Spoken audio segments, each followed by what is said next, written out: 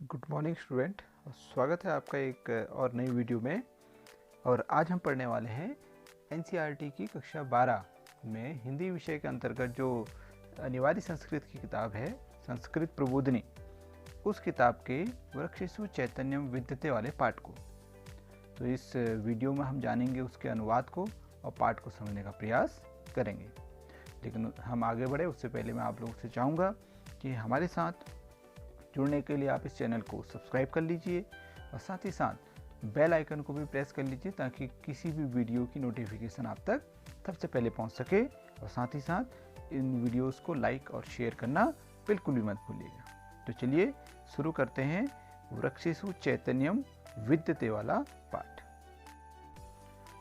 तो पहला पाठ हमने पढ़ लिया था और पहले पाठ में हमने क्या पढ़ा? हमने वृक्षेषु चैतन्यम विद्यते वाला जो पाठ है इसके शुरुआत के 4 श्लोकों को पढ़ लिया था। आज हम बात कर रहे हैं इसके 5वें श्लोक की। 5वां श्लोक बहुत ही महत्वपूर्ण है। क्या लिखा है देखो, पादे ही सलिल पानाश्च व्याधिनाम चापि दर्शनात् व्याधि प्रतिक्रिय त्वाश्च विद्यते रसनम द्रुमे। तो क्या अर्थ बनेगा इसका? पादे अर्थात पैरों के द्वारा, सलिल पानाश मतलब होता है जल को पीने के कारण, और व्याधि मतलब रोगों के प्रति, रोग दिखाई देने के कारण, वृक्षों में रोग दिखाई देने के कारण पत्ते पीले हो जाते हैं उनके, उस प्रकार। और व्याधि मतलब रोगों के प्रतिक्रिया के कारण, रोगों के प्रति क्रिया और उसका उपचार के कारण। विद्यते रसनम द्रुमे, द्रुमे मतलब वृक्षों में, वृक्षों में रसन अर्थात स्वाद लेने का गुण पाया जाता। कैसे पाया जाता है? देखिए, वृक्ष जो होते हैं कई बार रोग के कारण उनके पत्ते पीले पड़ जाते हैं तो व्याधि नज़र आती है, रोग नज़र आता है। और उसके बाद हम किसी दवा का छिड़काव करते हैं तो, या फिर उनकी जड़ों में किसी दूसरे तत्व केमिकल इत्यादि को डालते हैं तो उसको ग्रहण करने के कारण उनका रोग दूर हो जाता है, दवाइयाँ डालते हैं जो। तो इस वजह से वृक्षों में क्या होता है, स्वाद लेने का गुण भी पाया जाता है। तो ये इसका अर्थ बना 5वें का। चलिए चलते हैं 6ठे वाले की तरफ। तो अगला श्लोक क्या कहता है देखो, वक्त्रेणो उत्पलनालेन यथोर्ध्वं जलम अद्दतेत तथा पवन संयुक्तः पादे पिबति पादपः। अर्थ बनेगा देखो, वक्त्रोण का अर्थ होता है, वक्त्रेण का अर्थ होता है मुख द्वारा, वक्त्रेण का अर्थ है मुख द्वारा। उत्पल नालेन, उत्पल मतलब होता है कमल, कमल के पुष्प की नाल के द्वारा। उत्पल मतलब कमल, नाल मतलब उसकी जो एक डंठल जैसा होता है उसके द्वारा। यथा ऊर्ध्वो, ऊर्ध्वम जिस प्रकार, ऊर्ध्वम मतलब ऊपर की ओर, जलम आदते जल ग्रहण किया जाता है। तो क्या अर्थ बनेगा? जिस प्रकार, उत्पन्न नालेन मतलब कमल के पुष्प के नाल के द्वारा, नाल रूपी मुख के द्वारा, वक्त्रेण का मतलब मुख। जिस प्रकार कमल के पुष्प के द्वारा, नाल रूपी मुख के द्वारा, जलम अदतेत, ऊर्ध्वम जलम अदतेत ऊपर की ओर को जल ग्रहण किया जाता है खींचकर। तथा पवन संयुक्त, उसी प्रकार, पवन संयुक्त मतलब पवन से युक्त होकर अर्थात वायु से युक्त होकर, ऑक्सीजन से मिलकर, पादे पिबति पादपः, पादे मतलब होता है पैरों के द्वारा अर्थात जड़ों के द्वारा, पिबति मतलब पीते हैं, पादपः मतलब वृक्ष, वृक्ष अपनी जड़ों से पानी को खींचते हैं और हवा की मदद से क्या करते हैं, प्रकाश संश्लेषण की अभिक्रिया करते हैं। तो वही वो कह रहे हैं कि जिस प्रकार उत्पन्न नालेन का अर्थ हो गया कमल के पुष्प के द्वारा नाल रूपी मुख के माध्यम से, ऊर्ध्वम जलम अदतेत ऊपर की ओर को जल को ग्रहण किया जाता है, उसी प्रकार, तथा मतलब उसी प्रकार, पवन संयुक्त, पवन से युक्त होकर, पादे पिबति पादपः मतलब होता है कि वृक्षों के द्वारा, अपनी जड़ों के द्वारा जल को ग्रहण किया जाता है। इस प्रकार उसमें पीने का गुण भी विद्यमान होता है। अगला क्या है देखिए, सुख दुख योगश्च ग्रहण छिन्नश्च विरोहणात्। ये कहता है कि सुख और दुख के कारण, सुख और दुख को अनुभव करने के कारण, इन दोनों के योग के कारण। ग्रहण छिन्नश्च विरोहणात्, ग्रहण मतलब होता है ग्रहण करना, छिन्नश्च मतलब होता है काट दिए जाने पर, विरोहणात् का मतलब होता है दोबारा से उगाना। तो कह रहा है सुख और दुख को ग्रहण करने के कारण, अनुभव करने के कारण, और छिन्नश्च मतलब काट दिए जाने पर, पुनः विरोहणात् मतलब उगाने पर, बढ़ जाने पर।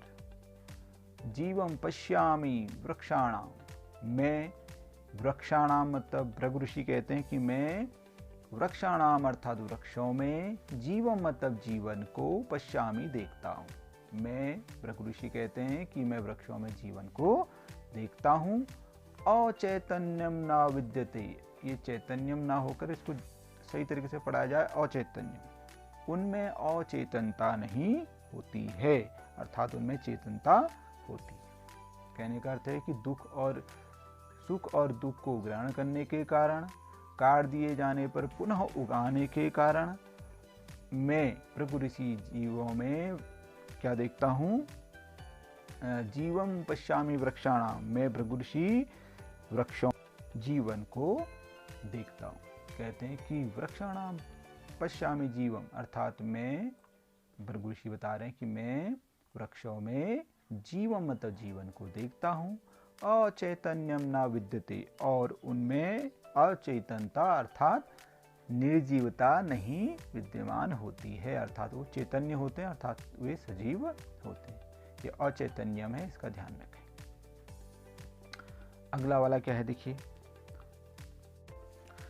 अगला श्लोक है देखिए, तेन तत् जलम आदत्तम जरायत अग्निमारुतो, जरायत्य अग्निमारुतो आहार परिणामाश्च स्नेहो वृद्धिश्च जायते।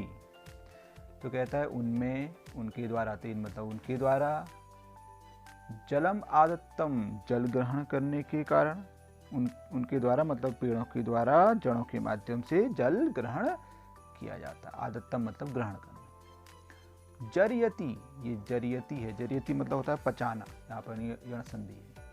अग्नि मारुतो, अग्नि और मारुत मतलब हवा को, अग्नि अर्थात गर्मी और मारुत मतलब हवा को क्या किया जाता है, पचाया जाता है वृक्षों के द्वारा। तेन मतलब वृक्षों के द्वारा, जलम आदत्तम जल को ग्रहण किया जाता है। जरियति अग्नि मारुतो मतलब होता है अग्नि और गर्मी और हवा को, जरियति मतलब पचाया जाता है, इससे आहार बनता है। प्रकाश संश्लेषण की अभिक्रिया के बारे में बता रहे हैं। आहार परिणामाश्च, आहार के परिणाम के कारण, आहार अर्थात भोजन के परिणाम के कारण उनमें क्या होती है, स्नेहो वृद्धिश्च जायते, उनके स्नेह और उनमें वृद्धि, जायती मतलब होती है, उत्पन्न होती है, अर्थात उनके वृक्षों के द्वारा जल ग्रहण किया जाता है और अग्नि गर्मी तथा हवा को पचाया जाता है। आहार के परिणाम के कारण उनमें स्नेह और वृद्धि होने लगती है, ऐसा वो बता रहे हैं। इस प्रकार से कहते हैं कि वृक्ष सजीव होते हैं। अंतिम श्लोक है, बहुत महत्वपूर्ण है। तो अंतिम श्लोक में भृगु ऋषि समझाते हैं, कहते हैं जंगमानां च सर्वेषां शरीरे पंचधातवः प्रत्यक्षः प्रभिद्यन्ते ये शरीरम विचेष्टयते।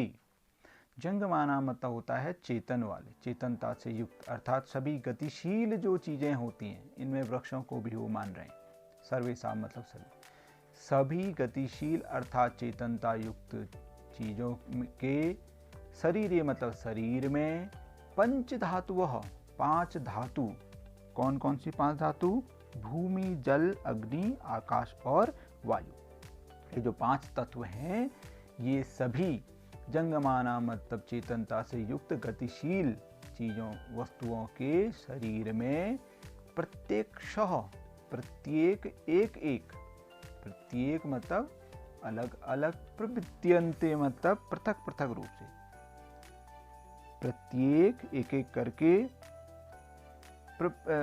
प्रभिद्यन्ते का अर्थ होता है पृथक पृथक दिखाई देना। तो पृथक पृथक दिखाई देते हैं, अलग अलग नजर आते हैं। ये है शरीरम विचेष्टियते, जिनके द्वारा शरीर चेष्टा करता है अर्थात गतिशील रहता है। और वृक्षों में भी ये सारे गुण नजर आ रहे हैं, इस वजह से वृक्षों में चेतनता विद्यमान होती है, ऐसा वो बताना चाह रहे हैं। क्या कहते हैं कि सभी चेतनता युक्त प्राणियों के शरीर में 5 तत्व प्रत्येक मतलब एक एक करके प्रविद्यन्ते मतलब पृथक पृथक दिखाई देते हैं। ये शरीरम विचेष्टेते, जिनसे शरीर चेष्टा करता है। और वृक्षों में भी इस प्रकार के सारे गुण पाए जाते हैं, जिस वजह से वृक्षों में चेतनता विद्यमान होती है। तो इस प्रकार से यह पाठ आपका पूर्ण हो गया है। इसमें 9 श्लोक हैं। 9 श्लोकों में अलग अलग तरीके से वृक्षों के गुणों के बारे में बताया है। कहीं वृक्षों के स्पर्श के बारे में बताया है, तो कहीं सुनने के बारे में, कहीं देखने के बारे में, कहीं स्वाद को लेने के बारे में। इस प्रकार से अलग अलग गुणों के माध्यम से भृगु ऋषि वृक्षों में चेतनता होती है, ऐसा बताने का प्रयास करते हैं। महत्वपूर्ण पाठ है, इसके अनुवाद को समझिए और अच्छे से इसको सीखने का प्रयास कीजिए। धन्यवाद।